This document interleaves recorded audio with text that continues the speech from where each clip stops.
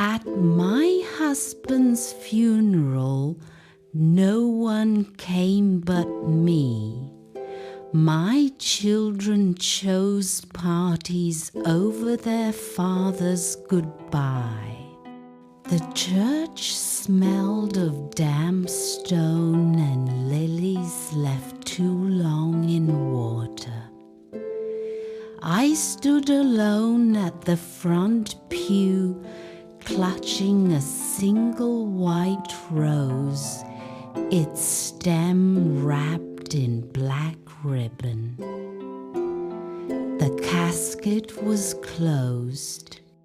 David had wanted it that way.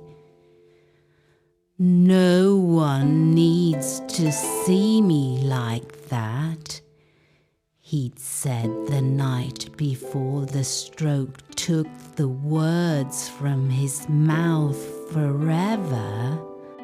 Behind me, row after row of empty wooden benches gleamed under the stained glass light. The organist had left after 20 minutes. Even the priest, Father Michael, who'd known David since we were newlyweds, had stepped out to take a call. Just family, I'd told him. It'll be small. I hadn't known how small. I checked my phone again. 11:47 a.m. The service was supposed to start at 11:30. No messages. No missed calls. Just a photo from my daughter, Claire, posted an hour ago on Instagram. Her in a glittery crop top, arms around friends at some rooftop brunch in Manhattan. Caption: living my best life, number no regrets. I stared at the screen until it blurred. Then I turned it off. David died on a Tuesday. Not dramatically, no final words, no clutching my hand. Just a quiet exhale in the ICU, the monitor flattening into a long, indifferent line. I was holding his foot through the blanket because his hands were too swollen from the IVs. The doctor said it was fast. I said it was cruel. We'd been married 36 years. He taught history at the community college. I sold watercolor landscapes at weekend markets. We never had much, but we had routines. Saturday pancakes, Thursday walks by the river, Sunday crossword puzzles where he'd pretend not to know 14 across just to watch me fill it in. Our children, Claire and Ethan, grew up in that house of quiet love. They left for college and never really came back. Not fully. Claire became a brand strategist in New York. Ethan, a sound engineer in LA. They sent postcards, sometimes money, never time. David used to say, they're building their lives. That's what we raised them to do. I'd nod, but I saw the way his shoulders sank each Christmas when the guest room stayed cold. The morning of the funeral, I called them both. Claire answered on the third ring, music thumping in the background. Mom, I literally just landed. I'm exhausted. There's this launch party tonight I'm hosting. Can we do a memorial later? Like in the spring? I heard laughter, glasses clinking.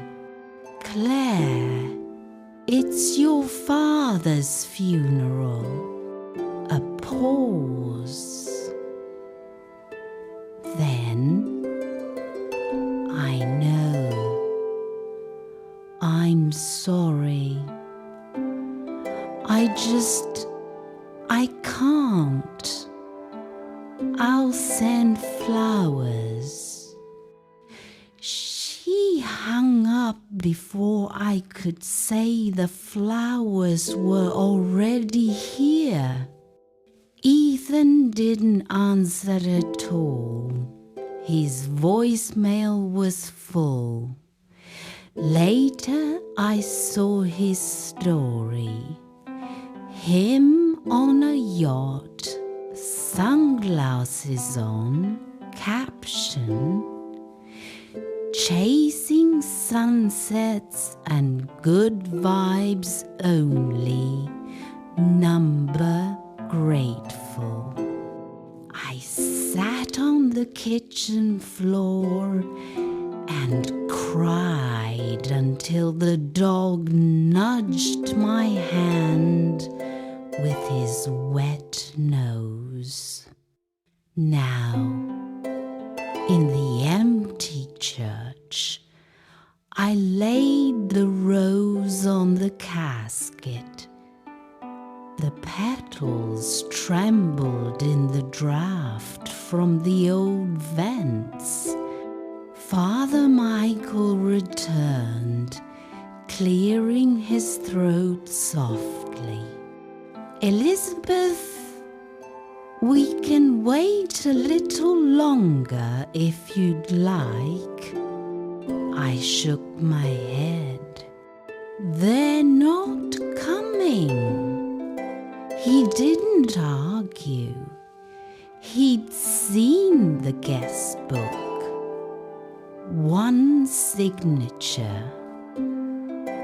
Elizabeth Marie Callahan. The service was short.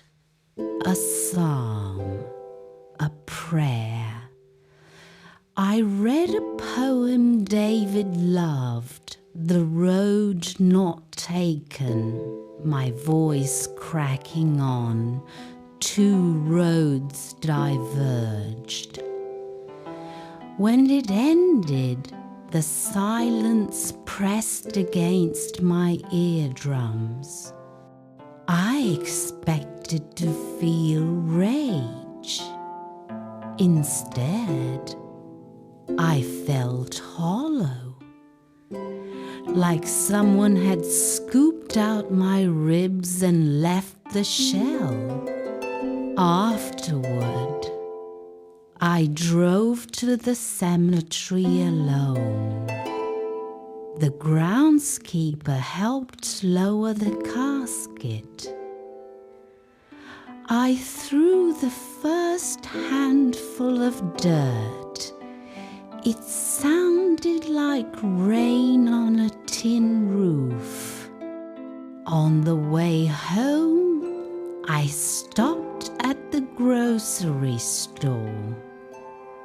Force of habit. David always wanted vanilla ice cream after hard days. I stood in the freezer aisle for 10 minutes, staring at the cartons until an employee asked if I was okay. I wasn't. But I bought the ice cream anyway.